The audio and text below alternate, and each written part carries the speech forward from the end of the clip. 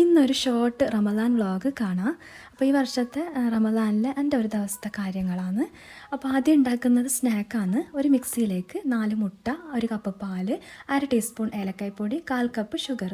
ഇത് ഞാനിപ്പോൾ സ്വീറ്റായിട്ടാണ് ഉണ്ടാക്കുന്നത്. നിങ്ങൾക്ക് സ്പൈസി ആയിട്ട് ഉണ്ടാക്കണമെങ്കിൽ ഏലക്കായ്പ്പൊടിയും പഞ്ചസാരക്കും പകരം 1/2 ടീസ്പൂണ് കുരുമുളക് പൊടിയും ഒരു നുള്ളു ഉപ്പും ചേർത്ത് കൊടുത്താൽ മതി. ഇനിയിപ്പം ബ്രെഡ് എടുക്കുക. ബ്രെഡിൻ്റെ സൈഡിലൊന്ന് കട്ട് ചെയ്തെടുക്കുക. എന്നിട്ട് നേരത്തെ അടിച്ചു വെച്ച മുട്ടൻ്റെ കൂട്ടിൽ ഒന്ന് ഡിപ്പ് ചെയ്തിട്ട് ഇതുപോലെ വെച്ച് കൊടുക്കുക. ബ്രെഡ് നിങ്ങളുടെ പാനിൻ്റെ സൈസ് അനുസരിച്ചിട്ട് എടുക്കുക.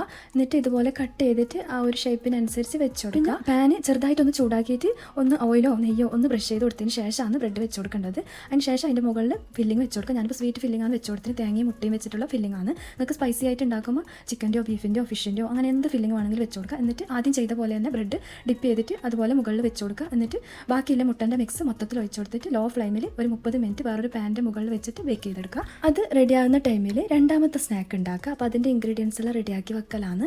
ഞാനിപ്പോൾ ഉണ്ടാക്കുന്നത് പൊറോട്ട വ്രാപ്പാണ്.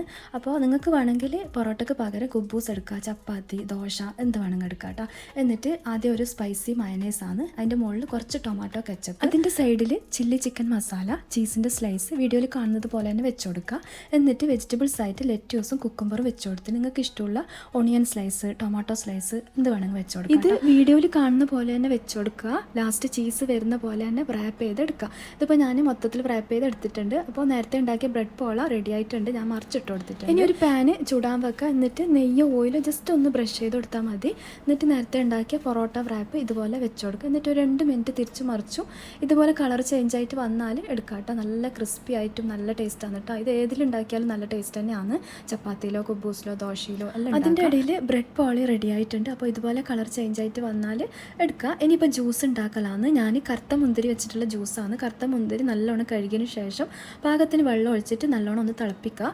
എന്നിട്ട് ഫ്രീസറിൽ വെച്ചതാണ്. എന്നിട്ട് പകുതി മുന്തിരിൻ്റെ മിക്സും പകുതി തണുത്ത വെള്ളവും പഞ്ചസാരയും ചേർത്തിട്ട് അടിച്ചെടുത്തതാണ്. ഇനിയിപ്പോൾ ഫ്രൂട്ടെല്ലാം ഒന്ന് സെറ്റാക്കി വെക്കലാണ്. അപ്പോൾ കുറച്ച് പേര് റമദാൻ വ്ളോഗ് ഇല്ലേന്ന് ചോദിച്ചിട്ട് മെസ്സേജ് അയക്കലുണ്ട്. അപ്പോൾ ഞാൻ ഇതുപോലെ ഷോർട്ട് വ്ളോഗായിട്ട് ചെയ്യാം കേട്ടോ. ലോങ് വ്ളോഗായിട്ട് ചെയ്യാൻ എനിക്ക് ടൈം കിട്ടുന്നില്ല. എഡിറ്റ് ചെയ്യാനും വോയിസ് കൊടുക്കാനുള്ള ഒരുപാട് ടൈം പോകുന്നുണ്ട്.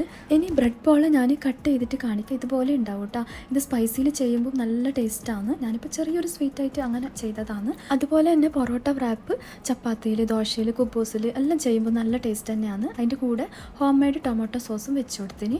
ഇനിയിപ്പോൾ എല്ലാം ഒന്ന് ഡൈനിങ് ടേബിളിൽ വെക്കലാണ്. അപ്പോൾ ഇതുപോലെയാണ് എപ്പോഴും ഉണ്ടാവൽ. സാധാ വെള്ളവും ഈത്തപ്പഴവും കൂട്ടിയിട്ടാണ് നോമ്പ് മുറിക്കൽ.